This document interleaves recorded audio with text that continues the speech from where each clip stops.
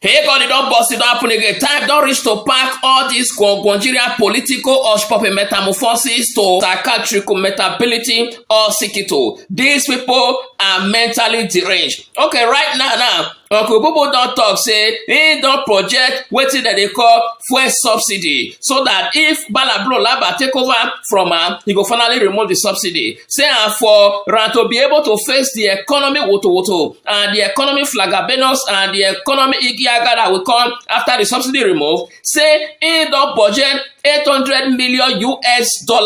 Wait for Tinubu mentality. When he be say want to give palliative to Nigerians, say about 50 million Nigerians will be a beneficiary of this. This is the same administration who promised us is going to build a refinery in Nigeria. 8 years not complete. He could not build a refine, not to talk of the ring where they for inside. How can you take Nigeria crude oil to abroad to go and refine and take it back and sell it back to Nigeria in ×3 or ×4 rate of what is supposed to be sold? This is a conspicuous and nonsense Instagram non-entity. Hey God, it don't read.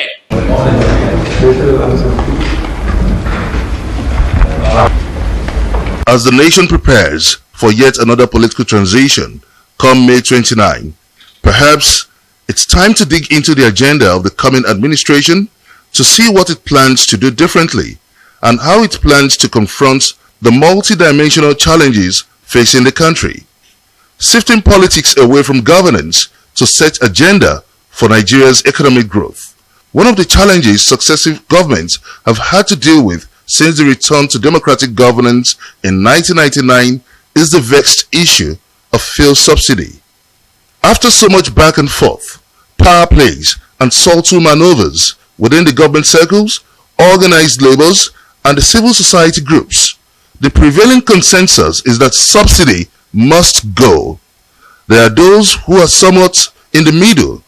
The subsidy regime is so shrouded in secrecy that no one knows the actual amount of money spent subsidizing fuel. There are those who hold the view that a forensic audit of the subsidy regime will prove that what the country spends on subsidy is a far cry from the figure brandished by the government.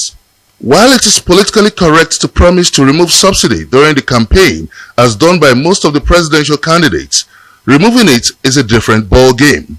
To avoid a backlash, the Buhar1-led administration has conveniently slated the removal of subsidy for June when he would have left the office.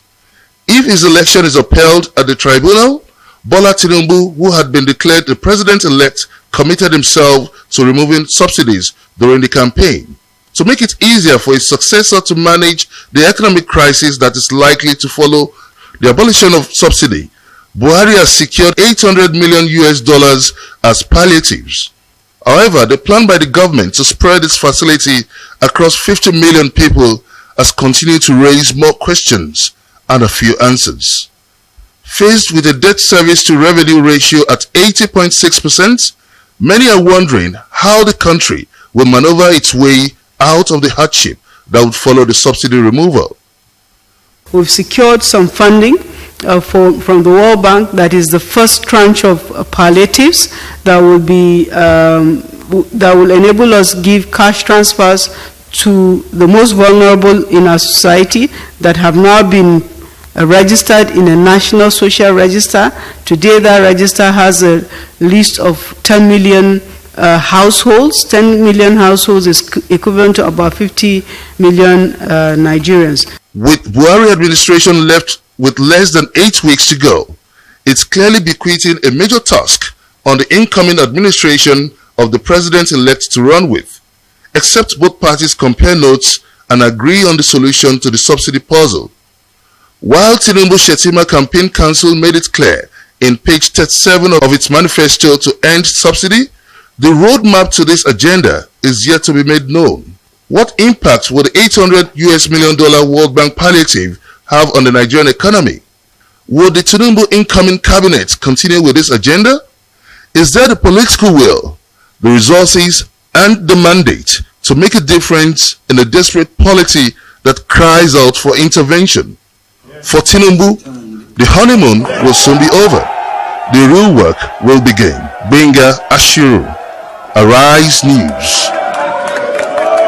Hey God, This is another metamorphosis of a scamming department, meta theology. They have scammed us before and they want to scam us again for the second time. Remember, I said these same people, they say they spend billion and trillion. They give Nigeria palliative. They give Nigeria money during the time of COVID-19 that year. Up to today, me and you, we are never a beneficiary of it. And the people who say that receive this money, they remain invisible and they remain for inside Photoshop. Now they don't see the budget another $800 million again, where they want to share and they want to say they still share out to Nigeria. Okay, this money now, this $800 million where they say they want to give palliative. So why they not use this money to build refinery for inside Nigeria? Maybe they refine our oil for inside this country to make sure say this subsidy matter is finally abolished. Subsidy is a scam. Buhari don't tell us before say there is nothing like subsidy. When Buhari they talk about subsidy this time around, Nigeria need to ask him say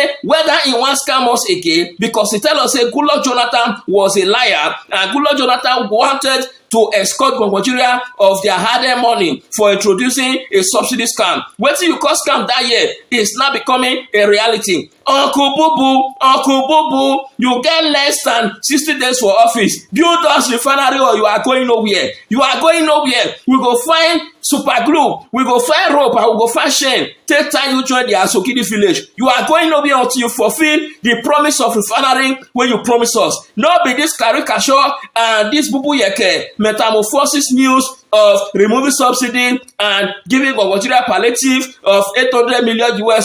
This is what I call Kakawa mentality of a disaster mentality. This is unacceptable. It don't read.